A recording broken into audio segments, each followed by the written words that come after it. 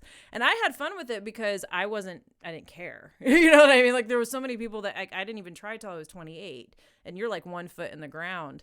Oh, you're past your prime, yeah. man. Like you're like past you're in the grave already. You're playing somebody's mom, right? Like those are the roles you're going after. But pretty much that's where you get typecasted to. No, I was like always typecasted into something ridiculously slutty, and like the woman who the hussy that seduces the guy or something, The hussy. Like, that's a throwback word. Hussy. Yes, I like the word hussy. I like the word hussy. Nobody Makes knows me that happy. word. I have not heard the word hussy Just in works. a minute. It's love fun. I like it. But yeah, no, I had fun with it. Obviously I still do some, I'm not active with the voiceover stuff because I get sent auditions. I'm always busy, but voiceover. But basically, yeah, voiceover work's a lot of fun. I do a lot of different voices. For I love what? it. You Cartoons? can do it for anything from like a in-house doing their instructions for their agency. You could do it for What have you a done? commercial. Have I heard anything? Oh, no. What have you done that's fun? What's a good voiceover? Have you ever done I a must cartoon? be allergic to something. My nose is itching all of a sudden like crazy. Have you ever done a cartoon? Oh God, it's a dream. Is that the dream? That's my dream. Well, the funny thing You want some Kleenex? Yeah, maybe it's like a hair or something. I don't know what the hell's going on. I can get you a Kleenex if you need. Was it a booger? Did I have a booger? I have no idea. Did I have a bear in the cave? I'm not looking. I wouldn't say. And my producer that I worked with that I made the album, his dad was part of, he was the CEO of Taft Media, which was Hanna-Barbera. So their whole... He was the CEO? Of Taft Media, Hanna-Barbera. Taft Media, yeah. Hanna-Barbera. That's one whole thing? Charles Meacham. Yeah, Hanna-Barbera was... Now, who is this? Who is this guy? Charles Meacham is the dad of the producer that I co-wrote my album with. Well, You co-wrote something with a guy that was Hanna-Barbera? No. No. So Dan Meacham is the producer. He's known as DeBase. If anybody's confused for a while, he was Mr. Meach, if you saw that on some of my stuff. But basically, Dan Meacham, he's been in music for like 20 years, whatever. But him and his dad have now a cartoon company called Meacham Media with Tommy Thayer from Kiss. They have like their own little thing going on there. And they have different projects with that, including like Ernest Hummingbird, which I did just a little bit of work with out there in LA. And it's like a kid's book that he did with Darius Rucker and Tommy Thayer, Darius Rucker, who else? Hootie. Just call him Hootie. Yeah, Hootie and Blowfish. And I forget. Peter. Oh, God, I feel awful. I can't remember the last name, Peter. But you're wonderful. He's a Grammy winner. He did a wonderful job. I can't think of his last name. But anyways, they all did like a children's book where they had him singing, and it has like an app, and it's whatever. Where's the Hanna-Barbera come involved with this? Well, I mean that was Charles' background, so that's just what they're doing now. He did that for 25 years. He was the CEO of that. Of Hanna-Barbera. Of Taft What Media, years? which was over Hanna-Barbera. What years? I don't remember. It's like, you can Google it, Charles Meacham. He's a stud. He's really well respected. I just want to know what cartoons he was working on. I grew up on Hanna-Barbera. Well, I mean, they did I grew almost up everything. on Hanna-Barbera. Yeah, they did almost everything. It's very impressive stuff. It's such a sweetheart, too. He went with me I pitched to, so Dan, he worked with a few different studios and introduced me to basically Steve Moscow, who is... Oh, he used to be head of Sony Pictures, and now he's head of Village Roadshow, which did stuff like Matrix and whatever, stuff like that. It's one of my favorite movies. Yeah, and Steve is awesome. I mean, I was spent that hour during the pitch with him and Charlie Meacham, and I sat there and I look, I had researched him, and I have really good respect for what he's accomplished. He pushed for Breaking Bad. He was the I am reason. fucked up. What do you mean? Did you get wasted? I'm fucked up, and we did not even drink. Don't put an accusation. Do not put an accusation out there. Hold on. Does that mean allergy? Like, is that weird? Like, I don't. Do you want It's to? just weird. I don't have know some why. children's Benadryl I can give you if you think you're allergic to something. I don't know what you would be It allergic was to. weird because I didn't do anything new. You know, it was the same tequila. I I don't know. hope you're not accusing me of something No. devious. That's all I'm hoping. Like, No, I think the nose itching would not be the first symptom of something. I obvious. I don't know. You probably didn't see my Instagram before you got over here, but I posted a story of me sweeping and cleaning this place real good before you got over here. Oh, really? Yeah. You got her done. Doesn't it look good in here? It does. It looks dang Nice good. and clean. Why? Does it get crazy down here? No, but I haven't had a podcast in about a week. And and it's fall right now, and so there's leaves outside of here. So there's Yeah. just a bunch of leaves and dirt that was in here. Oh, and just, yeah. Well, everybody's place gets like that from that. It's yeah, like so I just nobody swept it out judges. before you got here, and just Well, I appreciate it. Appreciate the spit shine, little that's right. waxing. Yeah, no, I Yeah, I don't know what to tell you. I don't know if you're allergic to. I can't. I don't know. microphone. I'm allergic to conversation. That's what it is. I don't know. But anyways, what were we talking about? Who knows? Hanna-Barbera. Yeah. Grew up on him. You're Yeah. Meacham. Well, that's how we got Hollywood. started. That's what he asked me if I sang because they had Hussy that cartoon. Rolls. Yeah, the cartoon thing got us. He was Never like, did "Have you ever done You that?" never did a voice for over cartoons. No, I had it, and that's how we even started talking, and that's how we started making music. Is it all started from? Would you want to audition for this cartoon thing they had? And yeah, And you didn't get it though. no, we ended up making music. But you didn't get the cartoon. No. Hmm. I mean, it's a little bit like I'm a little less it's a little impressed. bit like not like wouldn't have fit my. I don't know. It's like I worked with a girl. She's really young. She's like 15. Is this And guy even still? she's like a little getting older for it. Is this guy looking It's a for? young book. Is this guy looking for cartoon voices? I got a wide range. I can do something. Let me hear your skills. Now I'm on the spot. No, I have to do it all by myself in a dark room. What kind of voice? Let's hear it. I don't know what I could do. What do I got? Let's see, Mexican. I had this racist. I'm not even gonna try. Why? Because Why does whenever it have, I would come, why does it have to be racist? Because It's doing whenever an I would accent come for up- a reason. because people would say that's racist. No, it's doing an accent for a reason. It's like it's Because you that's know the why? One moment Let me you're tell not you. supposed Let to me be tell you racist. something. Because When- I'm a woke fella. Okay, let's hear. Do not give me that job. You give it to a Mexican. Don't give me as a Give white a cis male. Mexican Do the not job to give do a me the job. Mexican Yes, you accent. give that job to a Mexican. God damn it. I'm as a cis white gendered male, whatever. I've got it too good. Give that to a Mexican. Now, what do you got for me? Wow, I don't. That was very interesting. You like that? I'm Well, woke. I do an Indian accent sometimes, and I like to be a little bit silly with it. But do you know that? You look at your face. You're smiling at me That's because you know good. it's pretty good. That's very good, and that's Right. racist too. Because they took a poo. They Everything took a is. poo off of The Simpsons. Do you- Really? Because it was racist? Yep. Oh wow. Yep. He hasn't learned been on in something. years. Because it was a racist Did he character. sound like that? I don't know. I don't watch that show, so I don't. He sounded, yes, basically like that. And he had a whole bunch of kids, and it was It's kind of just like they had some mimicking. stereotype Everybody stuff. needs to just calm down. Yeah. I don't. To me, like, I mean, a lot of those things, like, I don't know. Even when I was, ingrained with something, and I thought I could get really offended, and a cartoon or something made fun of it. It's just like you should be flattered if something makes fun of it. It's somebody fixated and taking the time to make a big thing. I don't know. I don't know. I mean, if you got haters, you're doing something I don't right. know. And if haters are flattering you in that way, take it. Take it. Yeah. If you have people that are spending time looking Mhm. at you and researching you and doing whatever, Exactly. spending their time on you, but they're haters, you've Yeah. won. You've already won. Yeah. Well, and I think people need to recognize that anytime somebody fixates on them. It's like, look, be flattered by the fact that somebody has that much time in a day and has obsessed on it this much.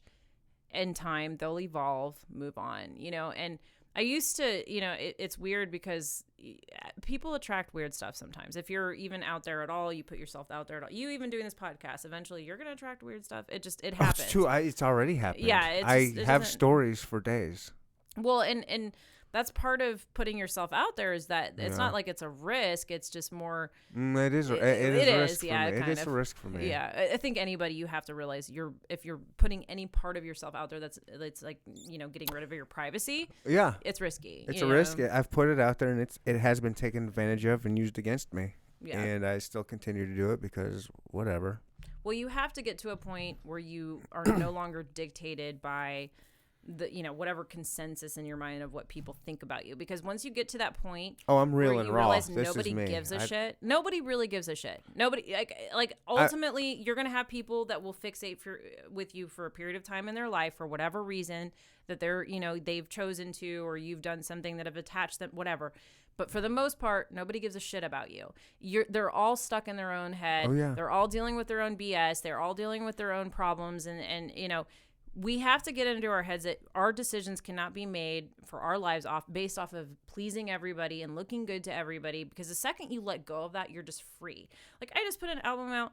I didn't give a crap. I was like, I knew it was going to get no marketing dollars behind it. I can't make music videos. I have no way to promote it. It's going to look like I'm some just chick trying to make some music that's never going to do anything. I don't give a crap. My art's there. I've already started getting some people that appreciate it. Great. Those few random people, if that's all it ever touches, I made a difference in those few random people's lives and gave them something to bop to. We have these idealizations about being famous or big or whatever, and realizing you're going to attract everything that comes with that.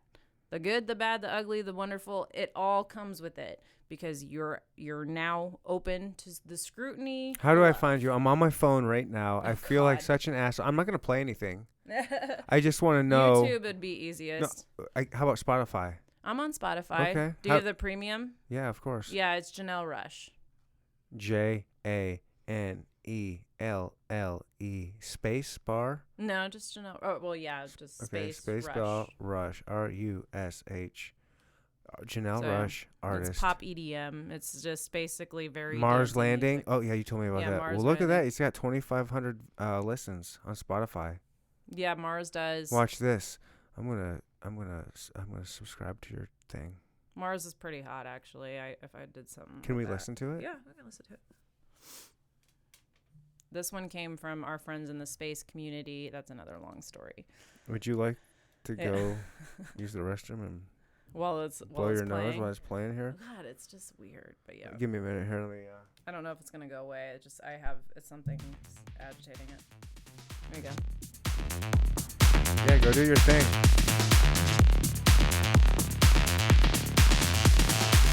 You gotta rise.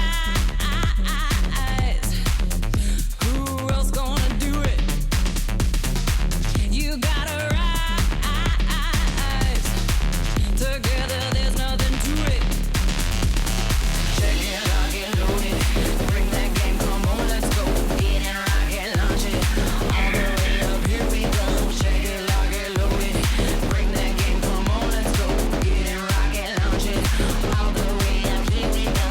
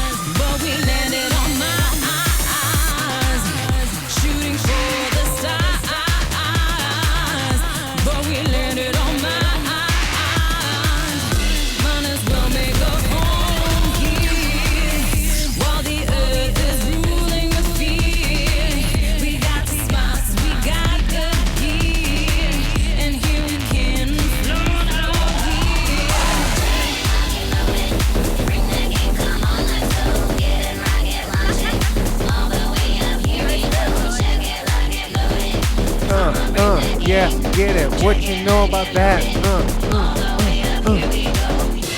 Ooh, you ready to drop this, Molly?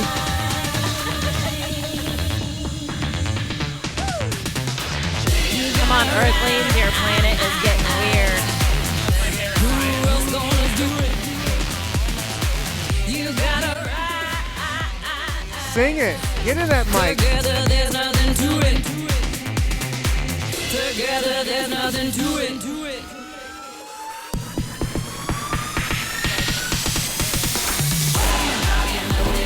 Yeah, get it. Lock and load it. That's your jam? Boom, that's your jam? It's a fun one. I mean, I have favorites. You do have favorites? You're not supposed yeah, to have favorites? World of Our Own's my favorite. Okay. It's just deep. It's deep. It's like it, but the beat's actually it's just a hot beat, and its lyrics are, I don't know, I like it. Guys, go check that shit out. Go check Janelle Rush. You guys saw how easy it was to get on there. Put that I'm on YouTube as well, janellerushmusic.com. Can you freestyle? Like, what do you mean? Can you freestyle? If I put down a beat, can you freestyle? Probably. You really? I don't know. What do you think? What do you think, ladies and gentlemen? Should we give her Are you talking about rapping? Because I'm not as skilled in that department, but I do some rapping. Why don't you want to try something? You want to try some rapping? Let's try it. Little 5 fingers of death. I can rap for you right now. Hold on. I'm gonna give you a beat. No, I'm gonna give you a real beat. Settle down. You ready? All right, let's do it. Tell me if you want it louder in your headphones or. Okay.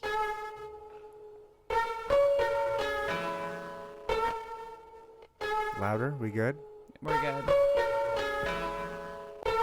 He's Yeah. wearing a shirt, Los Pollos, bitch.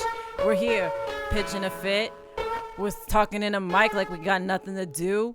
I don't know how to rap, so I'm just gonna shoot. Keep going, yo. Keep going. Let's do it. Come on. I don't know how to flow. Last night I was with a really pretty hoe.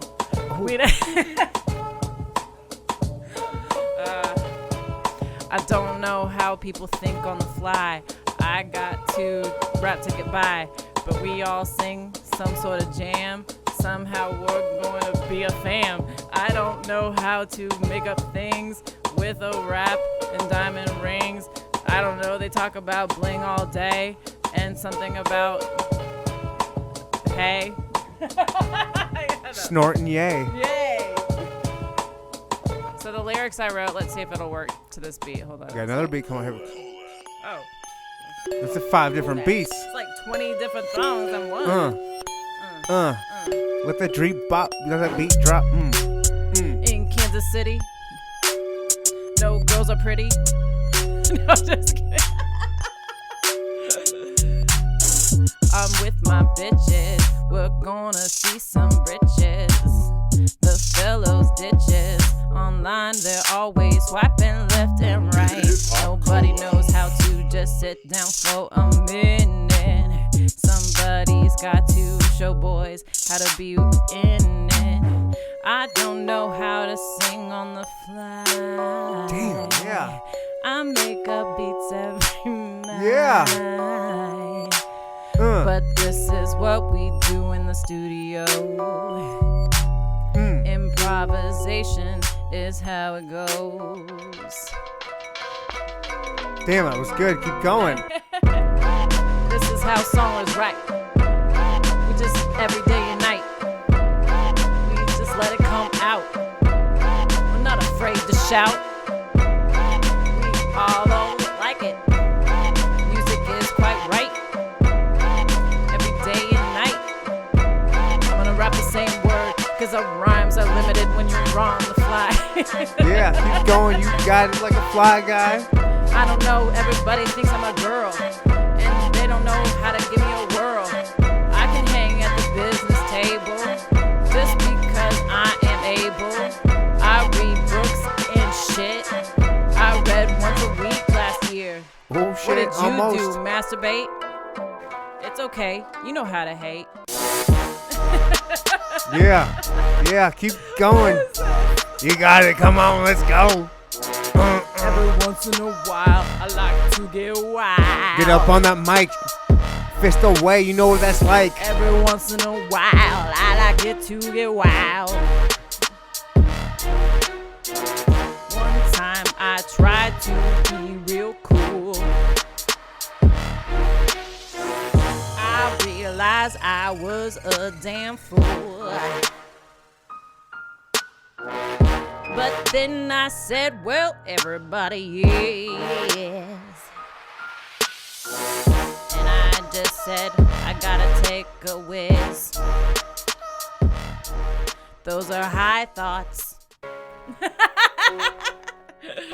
got another one. Oh my God, it's gonna go all day long. Silly Willy now. With Silly Willy now. You dance, scream, and shout.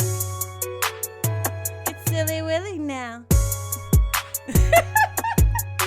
Silly Willy now. I just made a Silly jam. Willy now. Live on air. Look at her go.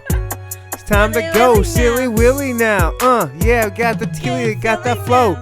I don't know how to be anything else. I kind of sound like racist right now. You can't be racist. You're a Salvadorian. Save it for You're the the white one that told me boys. that accents are racist. No. There it is. Boom. 5 fingers of death. Silly Willy now. We Boom. just made Silly a hit. Willy now. We just made a hit. We got a lick, mama. Silly I think Willy we got a now. lick. Hell yeah. That's hilarious. That is awesome. Thanks for doing that. Yeah, you're welcome. That's awesome. I'm going to make a clip of that. Instagram, look out. You're going to get about a Silly 1 minute Willy clip now. of Silly Willy now. Holla at your boy now. Tequila shots all around Silly Willy. Yeah. Hit it, mother. But yeah, that's what I do. That's what you do? Yeah, I get sent a beat and I can give them about 3 or 4 melodies, themes, ideas, and just play around with it. But no, I mean, sorry, I was rolling over that. I do it. It was so the studio that I recorded in, by the way, such reverence, because the studio had, I sang in the same microphone that Lauryn Hill recorded the Fuji albums on. Damn. It's time to upgrade Lana that Del mic. That Rey. mic is like 40 years old. No, I'm not kidding. That thing is like, it makes you sound like butter. Okay. It's one of those mics. That's just $1,000 mics. mics. It's like, no, like 10,000 plus. Dang. Yeah. No, Andy. So Andy Kravitz, it's his studio. It's in Venice Beach. It's like Charlie Chaplin's old brothel. It's such crazy energy in there. There's like Charlie Chaplin gargoyles. had a you brothel? have to see this thing. Like, he has cameras outside of the front of his house, and you just see nothing but people stopping and staring at this building. It's unreal looking. But yeah, it has gargoyles, archangels. Will you bring me to LA and give me a Sure. the He'll wait. backstage tour? If I'm there, he'll welcome you and let you. Not take a him, little you. tour. I don't live there. I just record there. Right, but I've never been. I need a tour guide. I don't know what I'm doing. I'm not like, I mean, Venice Beach, you just go. It's the best people. I'm just talking watching you're ever California. gonna- I've never been to California. I need someone Just to hold go. my I mean- hand, take me to the Excuse me. comedy store, show me where that's at, take me to Fat Burger, take me to In-N-Out, take me to In-N-Out. Roscoe's. No, it's a very like, LA. I love and hate it at the same time. I mostly love it, but it's one of those places that once you kind of gain your family there, it gets better. But it's a cluster. I mean, it's just a lot of different cultures in one area. I mean, everything from different, a Koreatown or like like you'll go to different regions and you have that differences, and then you have Silver Lake, and you have. I lived in Sherman Oaks for almost a year, which is I loved it there. It was awesome. It was a very chill, neutral zone. But I don't know. It just, for me, Venice was awesome to record in because between takes, like when I needed to rest my voice or whatever, I got to just walk over to the beach. Oh, cool. It was just I'd amazing. like that. Yeah, it was amazing. And I mean, it was honestly, it was very surreal because I sat there and said, if nothing happens with any of this, I'm sitting here in this just magic moment. Like, equipment from everything from some of his equipment is like from the Beatles, Bob Marley. Just this is like he's collected some unbelievable stuff because he's been around a long time. He has a lot of Grammys. My engineer, you can look him up, Andy Kravitz. He's In mostly for relation to drumming. Lenny? He gets it all the time. Yeah, he worked with him before. But no, it's more like his is drumming. He was a he did was drummer for the Rolling Stones and some other bands on tour and stuff. But like it with him mostly he's very, very talented at engineering, just cutting, anything like that. Really cool studio. And he worked for 20 years, or he's known my producer for 20 years, my writing partner, my co-writing partner. And they toured together. They like toured with Nirvana and stuff like that way back in the day in their band. So they're just good friends, and they did the Philadelphia funk scene. And so that, like, I love funk music. I love retro, and they're kind of influenced by that. And so we just get along famously, at least in the developmental part of it. It's a lot of fun. So yeah, I mean, it was surreal. You know, I was there thinking like, yeah, I'm recording my album on the same mics like legends That's have. pretty gnarly. Yeah, it was a little bit Surreal, nerve-wracking. probably. Yeah, the first one you can hear it in my voice. I was so nervous. Like Yeah. I was like, That makes sense. That probably happens all the time. Yeah. They probably see that every day. Yeah, and that's why I did some re-recording on I think 2 of my songs that were from the very beginning, just because I've evolved a ton, and you get comfortable. Eventually, you're like, yeah, and you know, you're in California, you get to take a little break and go up on the rooftop with all those the crazy structures and our gargoyles and archangels, and sit there and smoke a joint and calm yourself down. And Not on this podcast. In California, Settle I can do down with whatever I that want. But yeah, no, it's but what's nice about it is just that creatively wise, I know incredibly humble, amazing people, and you know, there was some opportunity there with different things that I got a little scared with. You know, it had to do with getting into the tech world and The tech world? Yeah, just being a singer? VR tech world is a lot. How is that coming with it's being a complicated. singer? It's so complicated. You're all over the place. You got I too know. many. You know what? It was too many. That's why I got You burned got out. too many I got burned irons in the out, fire. and I had to step away from. What are you everything doing and right now? assess. I'm focusing on the business. What's your business? Mineral cosmetic company. Mineral Yeah, cosmetic I've done it for 14 company. years. Yeah, I'm partnering with a woman, and we're going to be working on some things together. And Can seeing you how it tell me goes. what the hell mineral cosmetics are? So Can I tell you what? natural makeup, healthier makeup. Okay. Yeah. Can you tell you what? I was gonna tell you what my guess is, like a type of mineral makeup or whatever. Yeah. Like soap that's got scrubby things in it. Yeah, there's those like that You know what I those mean? Like the people hawk at like- you in the mall, like try to get you to buy their dead sea mineral stuff. It's a little different. I don't know. I just mean like the soap that's got almost like grits of sand in it. And Yeah. It grinds you. I like that Yeah. stuff. Yeah, is that's that good it? because it's exfoliation. No, so it's mineral makeup. So Mineral makeup. Yeah, so basically, what happened is I started it when I was 20, so this would be 14 years ago. So this was seriously like Wow, you had started no something at clue. 20 years old. With my ex-husband. Let me credit the fact that I had no desire or even understood how to start a business if it wasn't his suggestion. So I'm always very clear about that. But it evolved, into something I became very natural at, doing that type of entrepreneurship and very creative with formulating and different things down the line that became my knack. So, I just started to see like the best way to explain it is I got very good at reverse engineering initially, and then I started creating Makeup? So, yeah. Reverse engineering makeup. Yep. So, Wow. which is At very 20. common. Yeah, which is very common for people that start to learn that they can, it's when you're dealing in business. Look, fuck mineral makeup you. is not new. Mineral makeup has been around for thousands of years. It I was don't even know born what mineral in the days makeup of Cleopatra. It's from the earth. It's mined from the earth. It's minerals. It's basically Clay? made. The clay is sometimes a mineral used. There's different. I mean, mica is one of the primary, and there's different. Mica, the variations. rock? Yeah, there's different variations of mica that I use in my product. You It's- crush it up it's super crushed up, fine. Yep, cut to a cosmetic safe level, How and about that's how it's produced.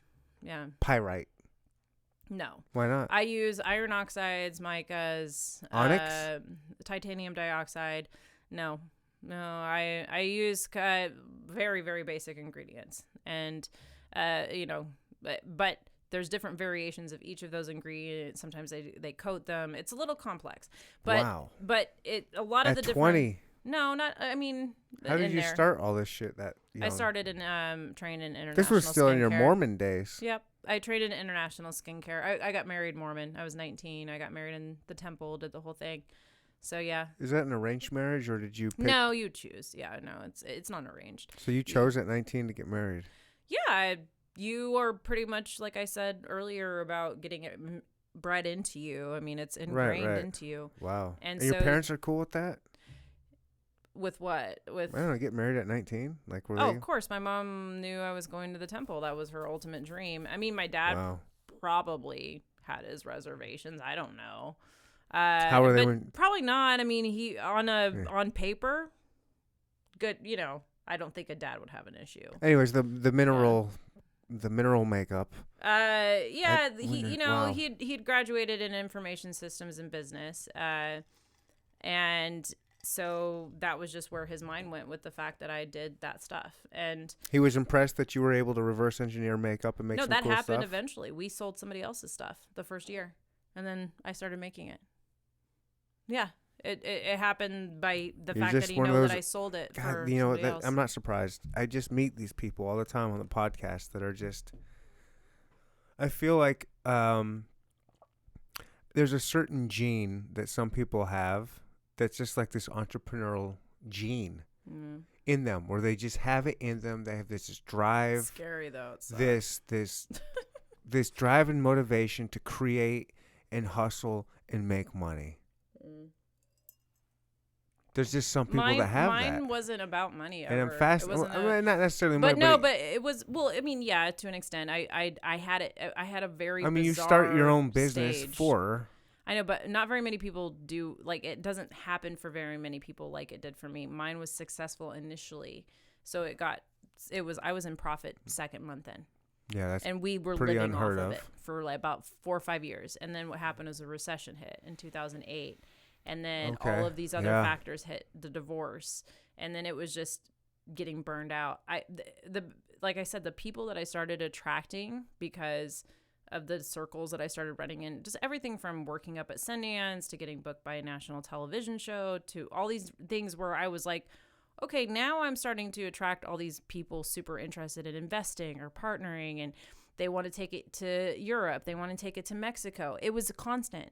I mean, I'm still getting hit up to this day. I'm 14 years into business where I neglected it, like because I was busy with music and acting and writing movie scripts and all this other stuff for years.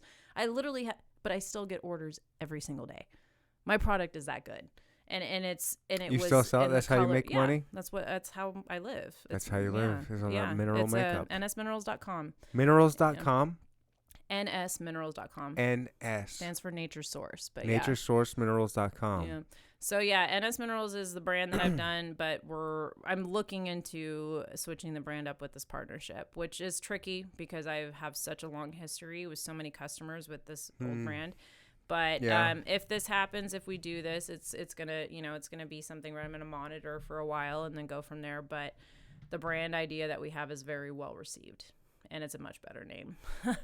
And, is that a big part of it? Is it yeah, just a cool name? I named NS Minerals. It's all marketing, right? When I was 20. I mean, I didn't know anything about marketing. It's been actually really good because it's super neutral. Like there's nothing really close to NS Minerals. Like, I don't know any brands or anything that sounds like it, so it worked. Mm-hmm.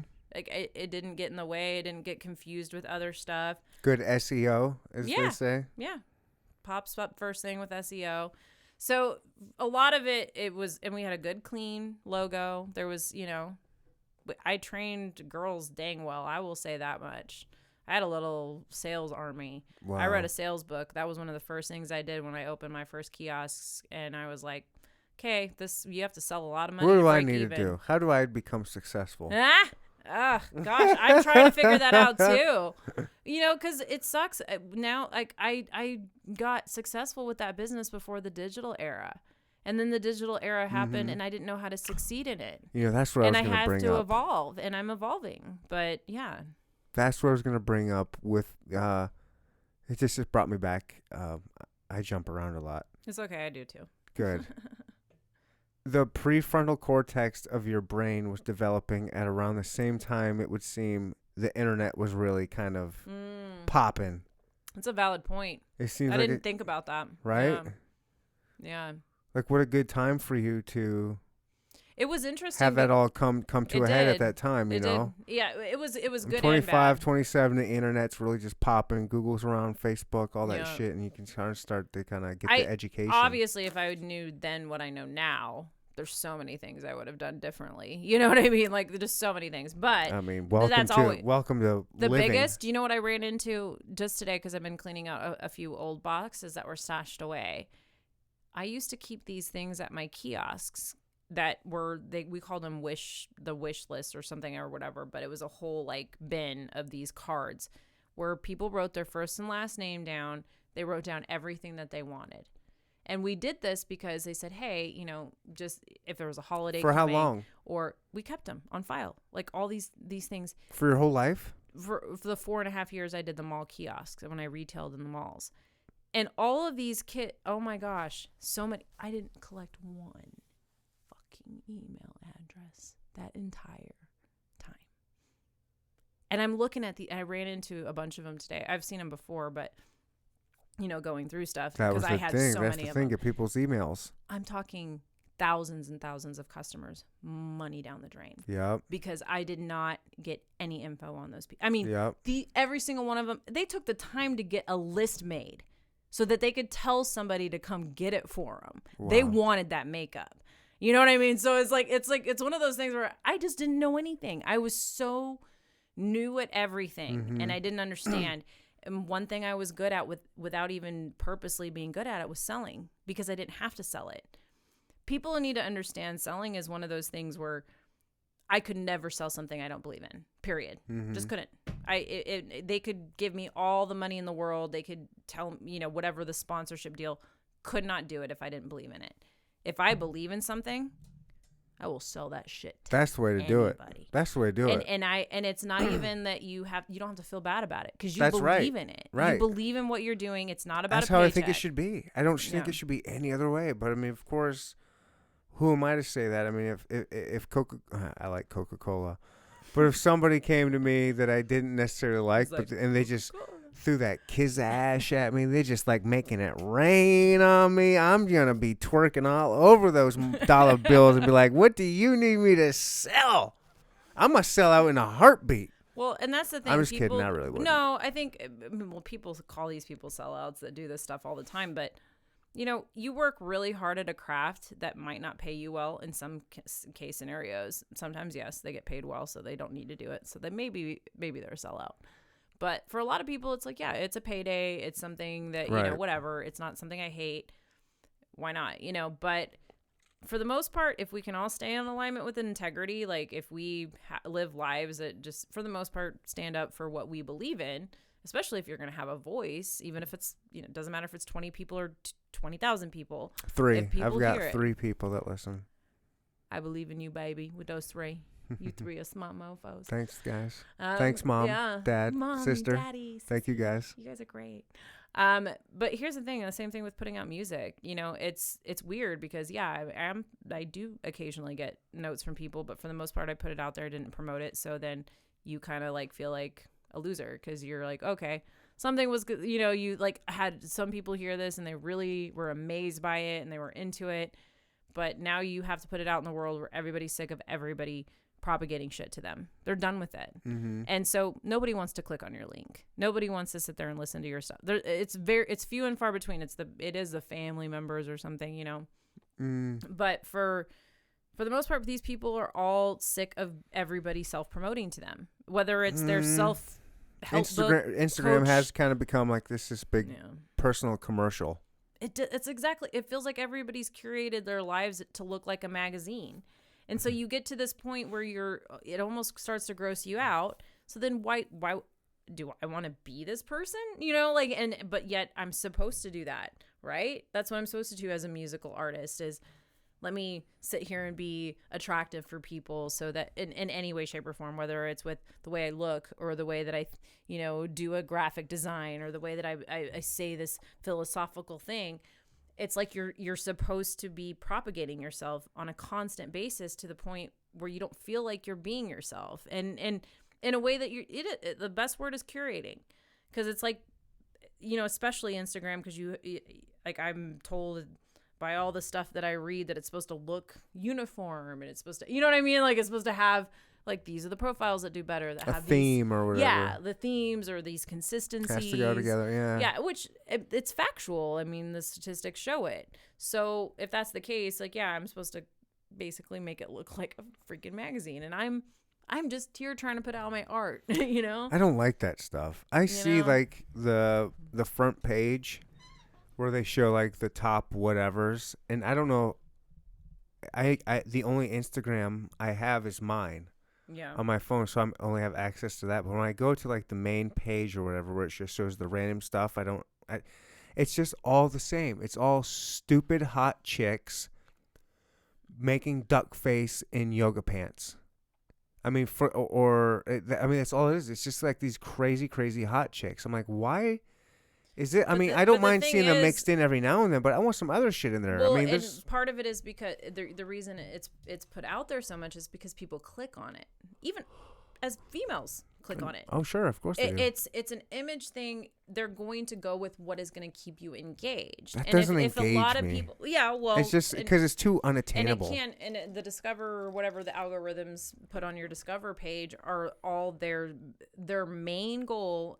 Facebook, Instagram, all of them are to keep you on their platform, period. They will do anything they can to get that much out of you. So that's all. If a chick going like booty pop out in her Lululemons is getting people to click on it and getting people to stay on the page, because then they hop onto her page and they stalk it for 2 hours, right? They're going to promote it because she statistically is showing that she will get, X amount of people. It's all, look, I'm going all through the right now. algorithms doing. Oh, here's a dude that's slicing up a tuna really fast. That's pretty cool. Hey, people that like mess with goo and do like bakery icing stuff, they get tons of views and followers just because people get sucked in. It's all these dime pieces. I even do. Well, here's It's Joe weird. Rogan. Nice. I observe myself. But it's all these dime pieces that are in just like spandex. Well, and part of it is that algorithm is doing that because it works for you. You engage with it. I'm not engaging with it.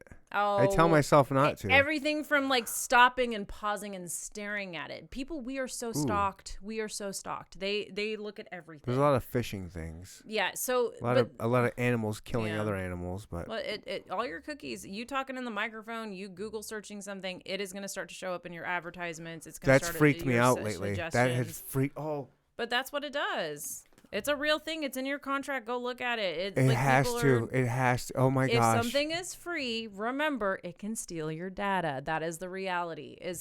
We are all participating in it because this is a platform, a very complex application crazy. That they put a lot of money into making very appealing to us and very addictive to us. They have entire teams working on stuff to make aspects of it addictive. What do you think? Do you think it is what it is? We're falling for it. Do you think the government should make restrictions or ruls governing social media platforms or themselves? That's what we need to start doing. How? What does that mean? Get off that shit if you we can't. If you can't. We can't. It's a drug and we're addicted. Well, and there's no remedy. There's a few different things. We're humans. There's no remedy. There is. I got off of it, and the plan is, You're here's off? the thing. I have been. I had to get back on because now you're of back music. on that crack. No, because of music. I know. I feel you. This is where I'm debating on if I'm going to continue because music I have continue to promote, attempt to promote with that medium. Right. The most famous person on the internet right now does not have social media. The most famous person on the internet does not have social media. Keanu Reeves. He is the most famous person he is by far the most famous person on the internet. Most Googled, everything. Keanu Reeves. You've seen his girlfriend lately. Doesn't matter. We're not talking about that. You've seen her? So, he's happy. I hope he has happiness in his heart. He's the best. He's a really kind person. He's the greatest. So, he's one of the most famous. No social media. Mind you, been around a long time, has been He's exposed, too old. He's too old for it. He doesn't need it. But it doesn't matter. He's smart. But the reality he's too old for it. Yeah, but he's smart in the sense of he knows he is smart. Right, he's smart that he knows I don't need. People. Yeah. And it's affecting people, and if he doesn't need it, why would he bother? He doesn't need it. That's so great. I want to be Keanu Reeves. It'd be nice, right? Mm-hmm. Yeah, but we can choose. We all can choose what we engage with. But the book that changed me substantially was called 10 Arguments to Delete Your Social Media Now by Jaron Lanier, who is one of the father of VR, got into his stuff last year. Basically, this book warped my mind. I was like, shit, I can't go back, right? You know, because it was one of those, too many of these facts were brought to my brain, and how it was affecting me the way the book was saying. Because his argument, it's the business model. You know, he doesn't think that. Does it affect women more than it does men? I don't know. I think it affects both for sure. But I think women take it harder on the self-conscious physiological level. Okay. For sure. But that's been bombarding us a long time, and it been bombards men as well. Men Since get advertising compared to that, you know, Calvin Klein model BS as well. Well, you know, now the thing is the dad bod. Yeah. Somehow. Yeah. Some very popular fat dudes got in power and have been propagating. and propagated that's what's hot. The dad bod is the hot thing. It's probably exactly what And meanwhile, I'm going to the gym trying to get shredded. It's not there. Let me tell you, girls that are into dad bods, girls that know that a majority of guys that are perfect looking are tools. That's who gets into dad bods. It's the reality. It depends on where somebody's at an evolution with understanding that somebody that is that obsessed with how they look all the time is generally focused a little bit too much on life, on vanity. This is the stuff as 34 that I appreciate. Sense. Yeah, as at 34 I appreciate these things because trust me, I'm just like anybody else. I like a pretty thing. I just canceled my gym membership. You will probably appeal to a younger generation if you're going for some sort of 8-pack, because those are I'm going to the be more healthy. superficial and it things. Fights my depression. That's all it is for me. It's a personal thing. It always should be about that. It always should be about like us, you know, doing what's best for our mental health or physical health, whatever just makes us happy. And beyond that, don't put stress on yourself. The problem, when I see people that do those body competitions or like, I don't know, just those extreme cases where I'm seeing that this person clearly doesn't have a life outside of obsessing about what they're eating all day long and how often they're working out. And also they can pinch this little thing on their body that says that their body fat percentage is shrinking, or take this photo that shows them this certain way. And I think I feel sorry for them. They aren't living life. They just aren't. They're so obsessed to the point, because most of them do get very obsessed. At least I had a friend, she looked that way naturally. She won her first competition. They were encouraging her to do nationals. She's like, no, I wasn't. I was freaking miserable. Yeah. I'm not going to do it. Even though she had the perfect body for it, she would have done incredible. And it's like, she knew she was just not happy that way. And she's a healthy person in general, but metabolizes, she's just one of those people. She's a freak of nature. She's just hot. It is what it is. She has that body. But that was living to get all that structured and perfect. And, I don't know, that type of obsession. I'm sorry, I'm good. I already have way too many freaking dudes trying to, all they care about is sex. Like, I don't need to impress anybody physically, like it's just, I'm done with that shit. When you get older, you're just done with it. You realize all that trivial bullshit. As long as you're healthy, you take care of yourself, and right. You're not like completely like, oh, fuck it, scratching your crotch and, just like, mascara right. dripping off your face. Oh, I like that look. I like that look. Are we going to go there real quick? Let me tell you about mascara look is your thing? No, the mascara running down their face. the morning face. No. Never mind. I'm not going to go there. It's before. Never mind. You. I don't know what I took it the wrong place. You didn't. No, you didn't take it to the. You got close, but not there. Not there. I took it right, to. I took it to. I took it to a deeper place. Cheers. I don't know if I can do another. I don't know. I can't do that. Wow. I can't. I'm fucked up. I'm fucked up, and I took a pill earlier, and so it's not mixing super great with me. So I have to take it. Bitch. No, I've had more to drink than you. Oh, okay. So this is my third. Yeah, I started here, so. Big drink. That's still your first drink over there, and you've had half a shot. Yeah. I'm ahead of you. No, this is what this thing is. Whatever. It looks like a beer mug. It's like That's a shot. Beer it's mug a full shot. What have you? It's a Dave and Buster's shot. So as we wrap this up, are we wrapping it up? Are we? Sure, we are. Are you just gonna like talk into the midnight hour? No, we'll wrap this up. I should go to bed soon, I guess. Well, I just poured this, so I don't know why I did though. I'll just do that first, and then I'll take a sip of this. We'll talk about one last thing. What do you want to talk about? Oh shit! Really? Yeah. Why not? Oh wow. Oh, that's good. It's actually very good tequila. That doesn't have a burn. It's That's a very good tequila. As I'm making like a face of disdain. Let me go ahead and pimp this stuff out real quick. You're 'Cause like, I believe in do it. you guys want to be a That was sponsor? good. Now nobody will respond. A big company's not going to sponsor me. Peligroso tequila reposado. Peligroso is the name of it, guys. It's Peligroso means 100% dangerous in Spanish. Does it? Yes. 100% agave tequila. I recommend it. It was, like I said, I got it on sale for $25. It's normally like $43 or something. Because he's frugal, bitches. Yeah. You're welcome. That is smart shopping, okay? Yeah, I got a lot of voices. Yeah. Can you do British accents? Do you like to do Hello, governor. Fancy a tickle? that? Oh, you're like one of those that like to do chip chap on the Cheerio, all the typical things. I don't know how to. Yeah, I don't know how to do Yeah. accents.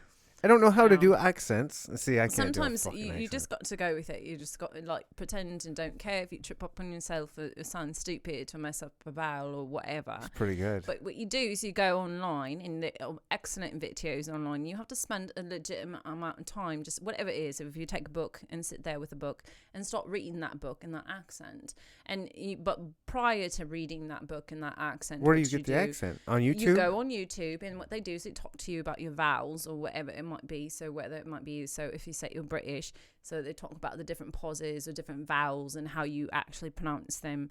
And there are obviously different versions. There's like Right. the more Cockney version. You're like, oh, you could do more Cockney, or the Manchester. Yeah, so you got them on Manchester. The more upper part of England, and you're crazy. They love their football and they're gonna scream and you're like snatch, like variant. I can't do that one as well. It's suck at that one. But yeah, so it doesn't matter what accent it is, but you're basically the monologues that I used to do, which were one was this very like intensely like very non-Mormon. It was about, yes, I will confess, and it's about a courtesan, and how her whole life is about how she knows every man there is a complete hypocrite because they've all bought sex from her. Ooh. Yeah, it's very intense. It's like, oh, I will confess. And it is a very because she's being forced to confess all of her so-called sins with all these men that have already solicited her for sex. So it's a very powerful scene. And the other one was 300. I did 300. The Spartan? Yeah. Where she talks to the council. Yeah. Cool. Yeah. Wow. You're talented. Thank you. I appreciate that. Do you know you are? I sometimes have been told that, but I just Do you believe it? No. Here's the thing. It's okay to say yeah. Yes, I do think I am talented at some things. Somebody could get better in others, but I did train. There's things I did that it didn't happen on accident. Well, then you know? should say I'm talented at this Yeah. because I trained my ass off over. Yeah. Like, Well, there's some things I didn't. I and some things played I did. college soccer. I was very Yeah. talented at soccer But, yeah. because I trained at it my whole life. You should be able to say you're good at something. That was one thing.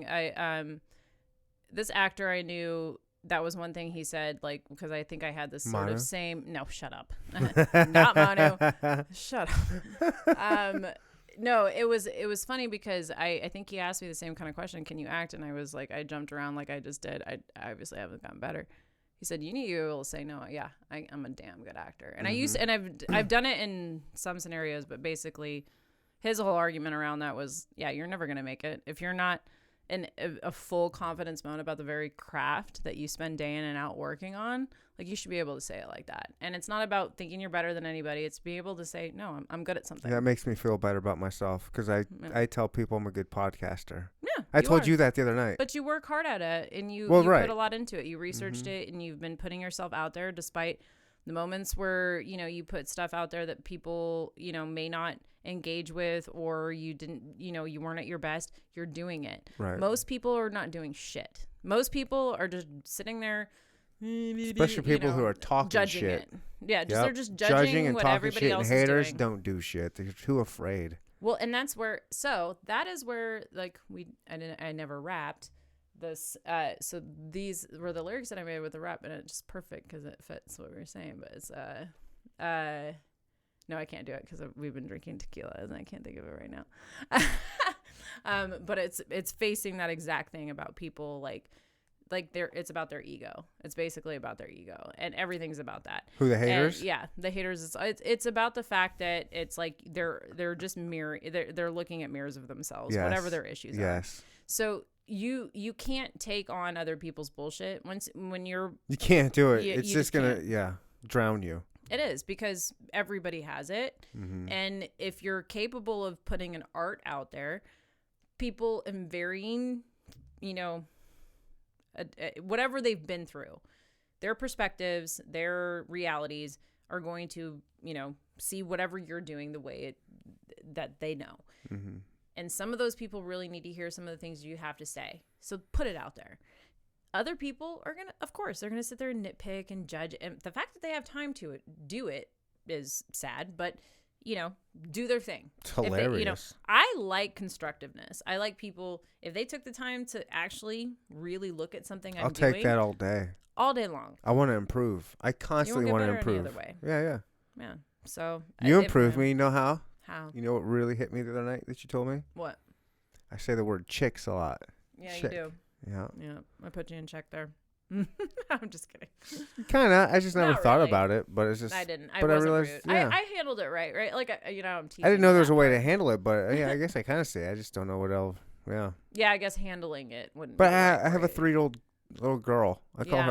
her. I call her chick sometimes too. So. Well, and those are the things that I think once you have a girl that maybe you probably didn't think about before that. But for the most part, my question was just in general, there had to be a reason, whether that was like, and I did research your podcast a little bit more after, I did some before, but a little bit more since we said we were going to do it. And you still showed up. And I did say, I know, right? And I was reluctant.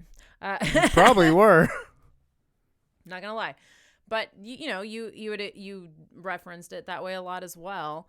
So whatever it is that you're, at some point somebody use that term around you a lot, it doesn't matter. Like I said, it doesn't offend me, Mm-hmm. but I know it offends. Some people are offended by hun, sweetheart. Oh, yeah. People are always offended by offended. everything. Yeah. And so it's not so much, it was more just a curiosity of why that was the primary thing. And it is known as one of the more likely to offend words. Not like bitch or, anything Well, else I like would that. never. Nothing like that. But it's more just one of those words that like, why are you calling me a chick? Like I've seen girls do it. Me, like I said, I don't care. I've called girls chicks. What should I do it all say? the time. And I'm not, to me, it's a woman, a lady. It's different scenarios. I use different words, but chick is probably You the can call mainly. me one. I don't care. But there's some people that would. So it's more everybody. Here is the I best had thing I here's can what- tell men. tomorrow- read people. Don't assume. Right. Just read them. Like understand. I think that's maybe why I said that around you. Yeah. I don't know. I mean, I say it on the podcast a lot too, but that's just because I'm with people I'm comfortable with. But I think like tomorrow I'll go to work. I'll talk to a friend of mine and I'll be like, yeah, I had this chick on the podcast last night that was really cool, and we talked about this and this, and that's just what I would say. I mean, I had this woman on, I had this lady on, I had this female But on. it could be different. No, it's all, to me, it's more how you say something. It's like, I had this chick. Right. Like anything could be different. Like I said, I have zero. I Right. have I don't see the problem with it. I don't care. I've been told before because I use words that are derogatory to women. I grew up tomboy. Those women can go. I've been corrected. Yeah. I have been corrected by other women before for being inappropriate in how I'm referencing, talking to, and acting towards other women. Like I'm saying this because I think this is significant to understand that it's about communicating around what people's No, boundaries I get are. it. I That's get all it. it is. Look, I get it. Those bitches can go fuck themselves. Shit. Oh Lord, have mercy. I have volunteered myself I'm just to take kidding. part in this atrocity. I'm just kidding. Let me just be Golly, clear. yes, that's a little shock humor I will there. repent later to my bishop. Only Mormons would get that, and so that's just a really dumb joke. Dang. Yeah. I get it. Catholics would probably understand that Yeah, one, it's too. kind of like the same sort of, Right. overall vernacular around it. But yeah, no, I'm happy with the fact that I came and did this and had a little fun experimentation with you with it, because this is fun, this is cool, and you're funny. You are funny Thanks. sometimes, but no. I take chances. They're not all hits. But yeah, no, I think I've always been told by people that I need to stop like writing so much and talking more, because I'm not into the whole vlog thing and like. Oh, you were talking about maybe starting a vlog or something. I was talking about it because I feel like But then you're putting yourself out. Real. But then you have to put yourself out there. I know. I mean, that's as far what's as so like, annoying. then you have to put yourself on social media. Hey That's what's guys, annoying. follow my vlog. Here's what I'm doing. Don't you want to look at me do selfie videos all day? That's what I'm saying. Like it does not feel natural to me. Right. So, but people that are close to me tend to tell me like, no, that's the approach you need to take. Because What would your goal be? My Like, if goal, you did it- if I did do it, would to be as real as possible. Just okay, but make like- people but feel why? not alone. Okay. Because I've been through a lot. Inspire people. Yeah, Let people know that and I know people are going through Okay. a lot, and I go through ins and outs and ebb and flow like anybody else, but for the most part, I feel like this generation being so obsessed with looking perfect and curated to everybody, like if I were to do it in any capacity, it would be to make sure people didn't feel like that was real. That what was real was real. I see this. don't know. I see this.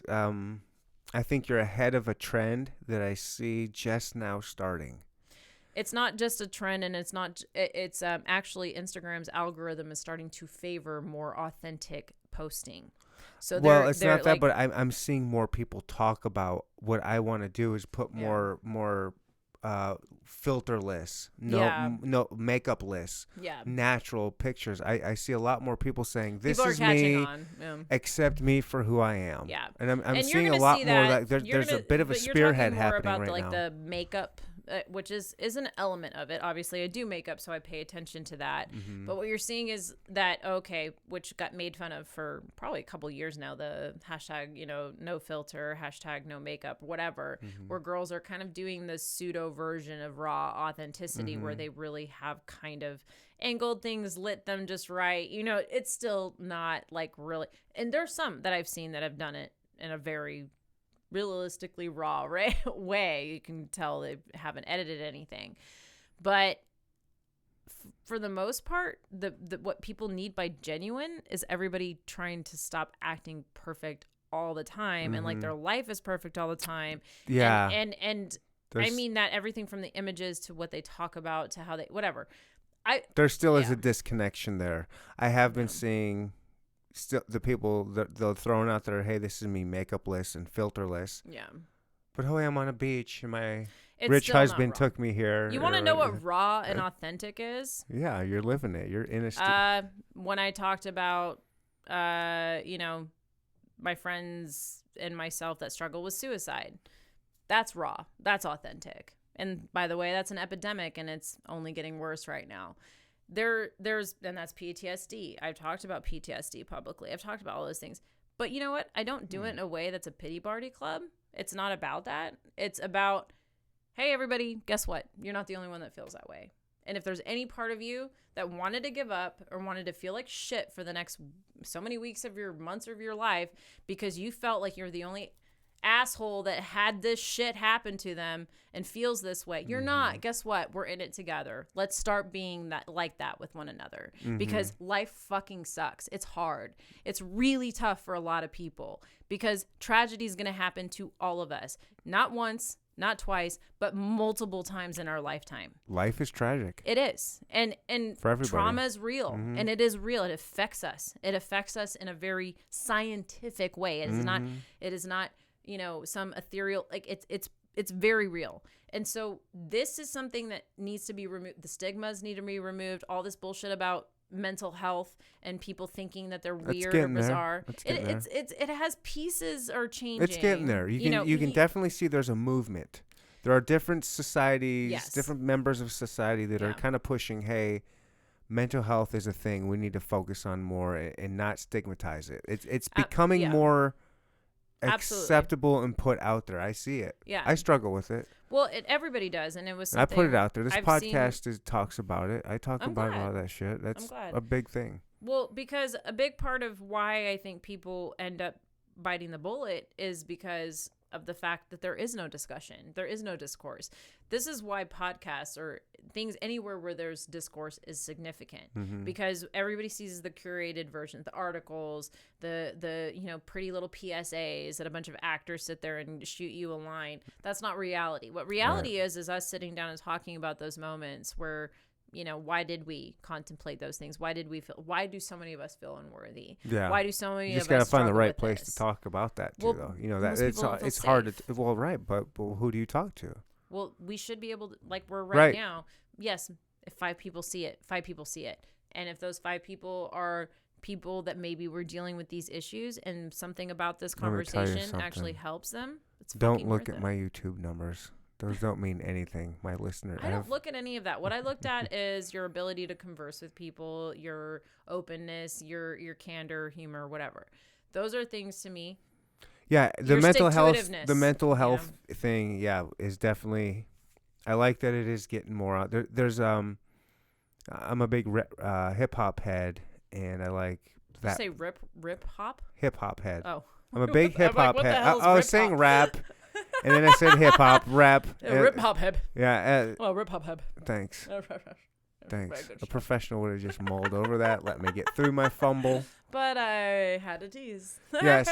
So I'm a hip hop head, and I like that world. So there's this guy. Do you know who Charlemagne the God is? I have not known a single person you've said it, and I apparently need to just sit there and All right. There's study this dude. There's a morning show this. called The Breakfast Club, Mm-hmm.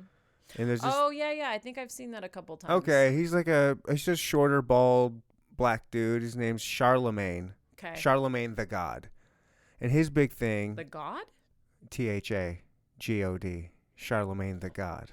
Just go by Charlemagne. Okay. His big thing right now is all about mental healthness and put that out there in the black community, because it's even more, I think, of stigmatized in that community than others. I mean, it's across the board, it's stigmatized and it's a hard issue, but I Yeah. think they're a little more maybe macho about it, or I've actually seen that in more than one. and so he's really putting out discussion about there, it.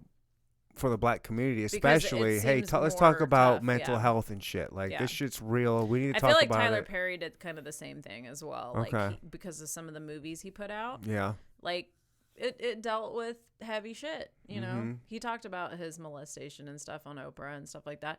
But same kind of thing where they're challenging people like, hey, let's stop acting like everything's, all sugar coated right.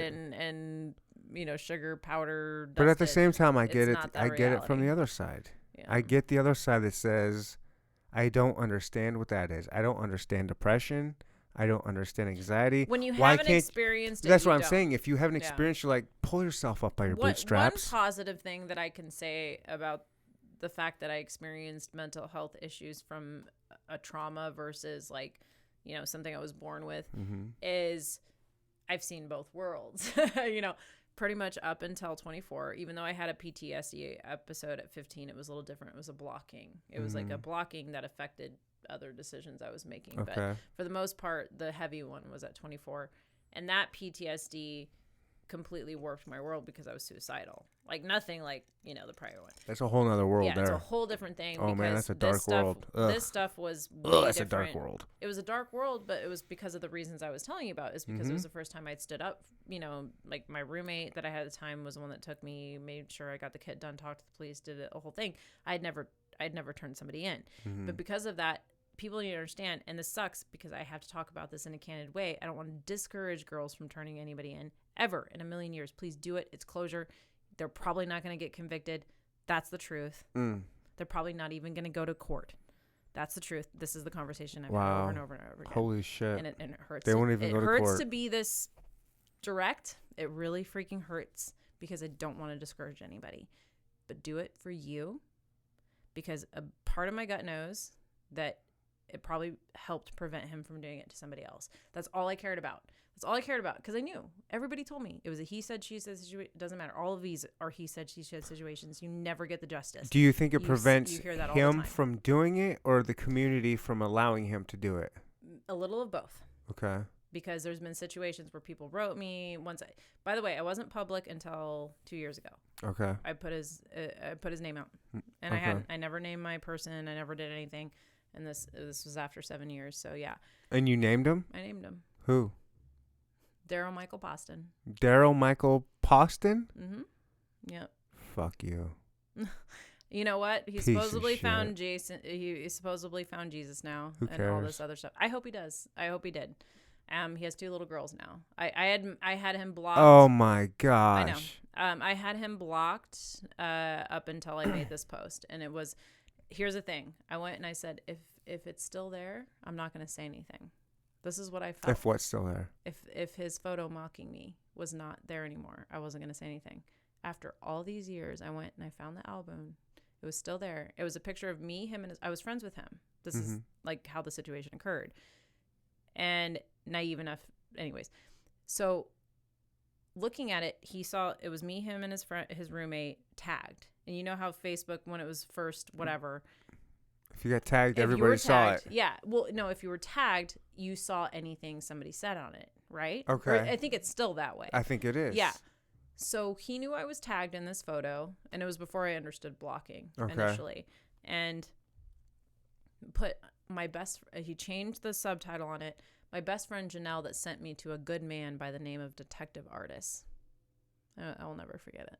Wow. He changed that, and then wrote under a comment, because I had commented, something about the 2 of them. I don't know what.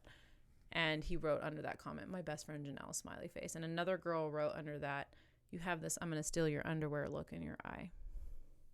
Because my underwear, he had taken it off when I was asleep. Anyways, so this girl had jumped on and literally was publicly, along with him, mocking me and talking about how good of a man the detective was. And I mean, obviously I all I did was, at the time, was took a picture, like a screen picture, and I sent it to some head detective, and she was like, this is gross, we were gonna look into it. Nobody did shit. But that all was still there, still fucking there. So I took a screenshot and I said, all right, if after this long, this fucking asshole is still parading this on a public level, he is not ashamed at that shit and taking it down, I posted. And I was a hell of a lot more influencing after that point. All those years ago, nobody knew me. A lot of people knew me then. I had all sorts of people freaking writing me that knew him. There was multiple people that even wrote on that thread that, totally were like, doesn't surprise me at all.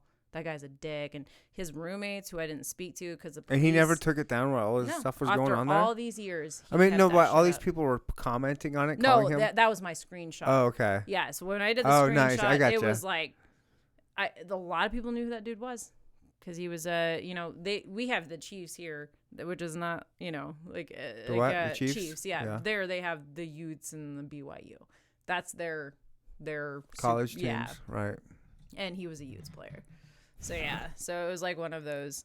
Yeah. So, it to me, like, I look back and I go, okay, what I'm does just he do glad now? I did what I did. No, he got fat. I ran into him. Of course he did, but what does he do? I don't know. I didn't look Sell back. cars He, or something? like, preaches. Literally, he's like some, like, Christian. Get the fuck out No, of here. I'm not kidding. Fuck him. Yeah, I'm not kidding. I'm Fuck not even kidding. him. Not even kidding. Yeah. Fuck him. His congregation don't know shit. If they did, I don't know. I would go. Yeah. Yeah, I'm probably start some campaign against me. Somehow. I'm so. I don't know. Maybe he Yeah. he's never apologized to me. I do remember this is. Then he's not you a want to hear some fucking. weird Then shit? he's not a Christian Are you preacher ready for dude, this, or he'd Owen? come and like ask you for forgiveness, be That's like, "Hey, true. I'm so You're sorry." right. Fuck that dude. You're right. I never thought about that. Fuck that dude. Yeah. I would find what his church is, find all his little people that are following him, I and don't tell know. him the whole fucking story. His whole congregation. I just saw all Fuck I him. saw was some picture of him on a stage and talking to a church. But Shit. I don't. That doesn't mean it's. He could have given a talk some He's a Sunday. piece of I don't shit. know. But all I can say this much, there's enough people that have seen enough in him to know. Like I said, his 2 roommates at the time, I knew them all. Like I was acquainted with all of them. Mm-hmm. A couple of them reached out afterwards. I didn't say anything because the detective told me not to. Mm-hmm. But like I knew the sister of one of them. It was told to me. Yeah, they hands down believed me over him. He was saying all sorts of stuff. I'm sure he's done. Yeah. Yeah. And I'm like, look, if your own best friend's roommates eventually evolved to think you did it, like there's something not right. I hope they're not friends with him anymore. Yeah. Are we ready to end it or potty break? We can take a break if you want. Let's take a break. I won't. I promise. I can't believe the ultimatum, not the ultimatum, but the conundrum I guess you've given me now. About if you're going to share this episode or not. Yeah, I mean, for the most Get part. up on that mic. Nobody can hear you. Oh, God. Just kidding. Yeah, for the most part, I haven't had any problem with anything. I'm a pretty open book for the most part, but yeah. For the most part. I'm weird about my dating life, though. Unless I do some editing. You don't bring it up. You're not good. Hey, I'm just saying what I'm weird about. I am weird about that.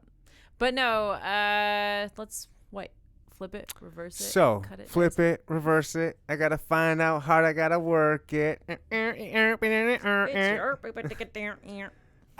So, you don't live too far from here. You live up north, and there is... No, I used to. I'm with my brother sorry, right whatever. now down in Braymore. It's like a half hour away. All right. So, you used to live up north, Kansas City area, and there's a club up there.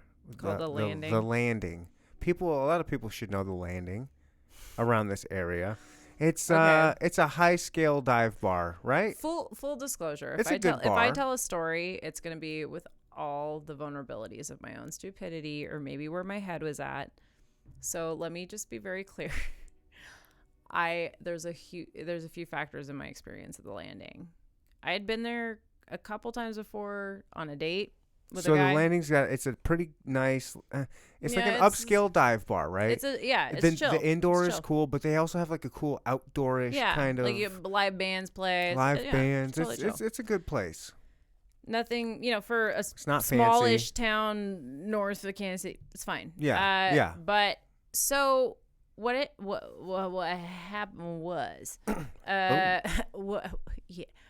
So this was earlier this year, March, April, where I had this very random, unexpected long vacation, and it was not like planned at all. I was supposed to just go to a winter music conference in Miami, and I spent 3 weeks at Coachella, and I love my friend so much, but I go to her events and they like spoil me, and it like it's just not a world I'm used to. Like it's just totally not like the everyday world I'm in here, being an entrepreneur, day to day, whatever. And so I'm not into clubbing, I'm not into bars, I'm just not into it. And when I do go, it's not a normal person's experience. Does that make sense? Okay. It's like you get very exclusive VIP stuff. treatment. Yeah, free Sure. shit all day, all night long. Okay. You're hanging out with people you've never heard of, but they're famous to some people, like kind of DJs and that kind of. It's just it's a world I can't explain, but I'm in it because I'm indifferent by it, and the people that I know that are part of it appreciate that. If that makes sense, like Sure, I get it. I'm there to be there with them, and I don't give a crap about the rest of that. So yeah, I think for the most part, sometimes when I come back from any trip, I'm kind of like taken back. But in this particular one, I was like not in the mood for. It was weird, but I just you spend that long getting free shit given to you. I was probably not in the best mental spot. So let me point out to this. I was probably more diva that night than I normally would have been. If that doesn't, my backstory, why I'm building this up. So, I went to, my roommate, her friend had just gone through, her finding out her husband was cheating on her. She comes over full on decked out, like outfit, makeup done. Wait, your roommate found out that her husband was cheating on my you? roommate's friend comes over. Oh, okay. Me and my roommate had already been drinking wine. I was drunk. Okay. I was good. All right. I was ready to chill for the night with the girls in the house, not go any, I was good. Right. And she comes over dressed out, like beautifully and decked out. She wants to go out, and I'm like, fuck. I was drunk. Gotta take one for And the team. so I got dressed, and my roommate, gives me this very standout yellow dress. I don't even like going to bars and clubs because of the harassment and crap. So of course that was not the wisest choice. We get there. It was very sweet of her. I looked really pretty in that dress. It was sweet, but got a little bit of attention I didn't want to get that night. So Yellow stands out. It yeah, pops. it's just a Just color pops. that just people like, little bees to the honey, Yeah, so I was already just on one. I don't know what, but we got there. I already just wasn't myself because I remember telling the guy, because I didn't want to pay cover. I'm like, fuck this, we're going home. I'm like, I don't pay covers. I was like one of those like Right. I'm like, I don't remember being myself at all. Gotcha. And when we were there, the guy overheard our conversation and like butted himself in, and he comes over and he smells my hair, and he's like, what are you wearing, or what is that? And I was like, oh, it's this great brand called Bad Vagina. And he goes, oh yeah, I know that smell very well. I bet. And I was like, okay, hopefully this repels this guy, he'll get the hint, but he just saw it as humor, I guess, and didn't go, away. He started smelling my friend's hair, and at this point, I'm being polite because it's not like he was groping on anybody. It was just very weird and inappropriate, but nothing over the top, right? So I'm like, fine, fuck it, whatever. I said, yeah, it's this friend, because it was probably her perfume. I don't know. He goes back to his little table that was near ours. Still, I keep seeing him popping and looking. You as women, you get used to this to a degree, because it becomes one of those things where you don't want to assume, but when you know what's happening, it's just so invasive and so obnoxious that you're already getting irritated. So it was one of those like, we get it. You're looking. You're letting us know. Like, fuck off, dude. If there was any hint that there was something back, you'd see us looking back at you. We would be sending you signals. No, and so but a lot of those social cues, guys like that don't take. Does that make sense? So that's where girls get edgy and irritated, and that's where you get the bitchy ones, because this is a common thing. Okay. And so this guy went overboard though. So he did the smelly hair thing, which was one thing, and then he comes over. He's like, do you want to dance at this song or whatever? I'm already creeped by the guy, so hell no. Of course. And I'm like, look, I really appreciate that you're offering that, but I just came here to be with my girlfriends, and we actually liked the music. It was that the band started playing. It was actually good, and I wanted to just focus on hanging with them and relaxing. Never in a million years would I have danced with this guy because of who he was, but I'm trying to be nice. He's not taking the cue. He's like, why? Why not? It's just a dance. Starts arguing with me. This is, again, a common thing that these types of guys do. Again, fellas out there, if girls are fucking bitchy or weird to you, remember, we're dealing very often with these types of douchebags. And if you're that type of dude, stop being that dude, man. Move on. That's the key word right there. Move on, which made my song, by the way. So in those moments where they're pushing it and it becomes more of this ego thing, I'm still trying to be polite, because a big part of me Has knows it ever how worked for vulnerable one it of is. those dudes? It does. This is a totally different subject. I'm not even going to go into it, but this is the thing that I said to him. Maybe because persistence does work. In fact, it's taught in many movies to men, and it's weird because of the psychological breakdown that it comes to women that don't want to say yes because of their social cues and obligations. It's hard to explain, but it does work on some women. It does. So Wow. that's why some men do it, because that persistence pays off I never in would've some guessed. cases. Yeah. So in this case, I said, you know what? This is probably this case with this guy. Either that or he's just a complete asshole or obsessive, or I don't know. But I said, look, maybe persistence, after saying no so many times and giving him all the excuses, I said, look, when somebody says no, you need to take it at face value and move on. No means no. That literally is the name of the song I wrote after this, by the way. No means no. So this is where it gets funnier. Like now, not at the time. It was not funny at the time. So as soon as he starts getting upset, he's like saying like fucking whatever. And I said, something in me, I just started seeing red. Like I said, I gave you all the disclaimers. I was in diva mode. I don't know what happened. And I said, you don't know who you're fucking with, motherfucker. And he gets in my face and like, want to go outside. And he's physically threatening me. Okay. Dang, son. And this is not the first time a guy has physically threatened me. What? Yes. There's been like in a bar Golly. for saying no to him. What I'm telling you, you guys have no idea. Whoa. It has nothing to do with you nice guys. It has everything to do with the fucking assholes That's that do beyond this an shit. asshole. No, so at this point when That's he's being sociopath. physically threatening, I just like, I'm done. I don't know. Something in me is just like, I can't. And he was small. He had a smaller stature to me. I knew I could have taken this motherfucker. And I have a little bit of a background, so I did some martial arts, and I'm like, just like this part is pumping in me to like I just want to actually use it on something, And I, so some waiter comes and is blocking him from me because he had gotten in my face, and he's still cussing at me and mocking me. And I said, no means no, motherfucker. And I fucking swung around the waiter and popped him. Damn. I've never hit anybody in my life ever. What happened? In my whole What happened?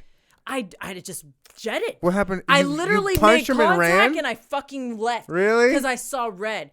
Like, I don't know how to explain it, but as soon as it happened, I said, I gotta go. Because it was like, I knew nothing good was gonna happen. Like, I just knew, like, I've Everybody never saw felt it? this. I've never felt this adrenaline. Like, I felt like I really could hurt that guy. You should have. It's weird. It's weird. I legitimately think that if that waiter wasn't Seeing there, red is and something if not everyone's experienced. It's an yeah. interesting feeling. It's like a crazy drug. He touched every button like that triggered me in every way possible, and he was every guy that would not take no for an answer in that moment. I snapped, and I couldn't hold back anymore. And it's weird because I know I landed something because my arm hurt the next day. I was gonna ask you if your hand hurt. Well, and this is the crazy part. You didn't break any bones in your hand or anything. Good. Nothing. Yeah, because the waiter was between us, and I hooked it. And I did. I told you I trained, so I had those like from kickboxing. I was like, I went right around, and I landed them. And so but some girl chased me, and I knew because I knew first off you can't hit people, and I've never been in these situations before. Women can hit people. No, she chased me out. Who? The girl, some waiter girl said, "Ma'am, I'm gonna have to ask you to leave." And I'm already left. I was like, I'm leaving. First off, what do you think I'm doing? And I said, and then I saw one of his friends starting to he was like sneaking out the front door. He looked all scared. And I said, yeah, there's one of his friends who knows his friend's a pervert and is trying to leave because he doesn't want to be associated. And he's like, and he's just running out the door because he knows. Because he's like, I don't know. And I looked at her and I said, how does this make any sense? That I'm the one getting harassed by a guy, but because I defend myself to him, that I'm the one getting kicked out. I'm a woman. Yeah. Get better clientele, motherfuckers. It's like at this point, whatever happened, I know that technically I was in the wrong. Technically by law. I hit him. Hold on. There's the letter of the law and there's the spirit of the law. I don't believe in the spirit of the law. You were against the law. Yeah, but come on. It just, when it comes down to it, I have no clue other than they tried to hide the guy, snuck him out the back when my friend went in. Look, we can take a poll of 10 different dudes and ask, hey, does a guy who smells a woman's hair in a bar deserve to get punched?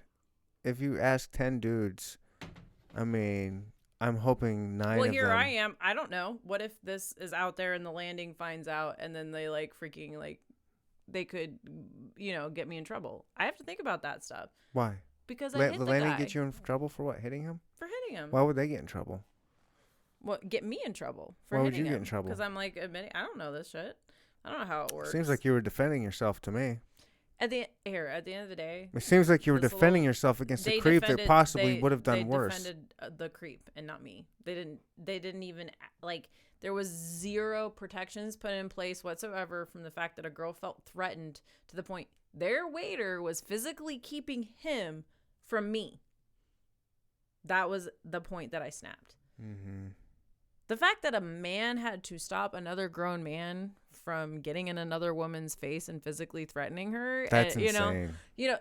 But to me, That's what bouncers are for. My issue, yeah, but my issue around it is he hadn't hit me. You know what I mean? So technically, that's what I mean. Like by the fact that Hold on, you can defend yourself and still throw the first punch. I don't know. Of course I you just can. wasn't me. I don't know. You were threatened. And you were protecting yourself. I see nothing wrong with it. Like I said, spirit of the law, you're good in my book. Yeah. Janelle Rush Music. Holla at your boy. You got a couple minutes I here? will pop your face if you know. Let me give you a couple minutes here. Pimp yourself. Do whatever you want to hear. If you want to tell people whatever you want to do here, this is your time to shine right here now, and then we can get off here.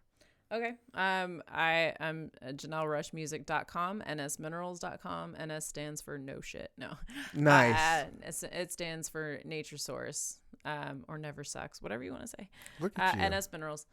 Yeah, I have a wall full of meanings for NS. I'm sure actually. You do. But yeah, so yeah, those are my two main business. I'm going to be starting a nonprofit that is going to be a conglomerate of organizations that are vetted for helping combat human trafficking. And so that is the ultimate goal. We're going to tie into it in the coming years with the makeup business and hopefully eventually build something here in Kansas City to help some people out. That's the long-term goal.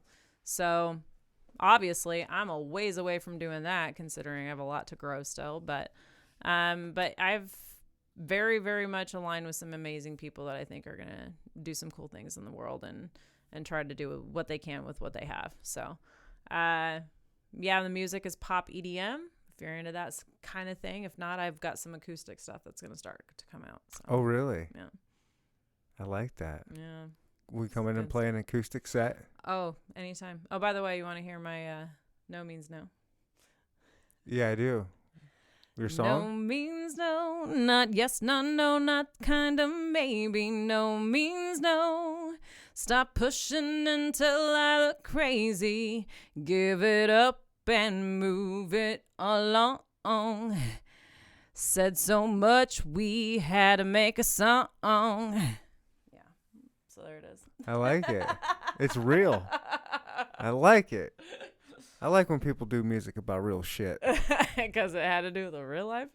Hell yeah. Yeah, like my girlfriends now, we know it's like, no means no, motherfucker. Well, thank you for being here. Thank you for having me. This was a Thank you for having pleasure. me. I appreciate it so much. This is great. Everybody, thanks for listening. Tell a friend or don't. Whatever. Bye.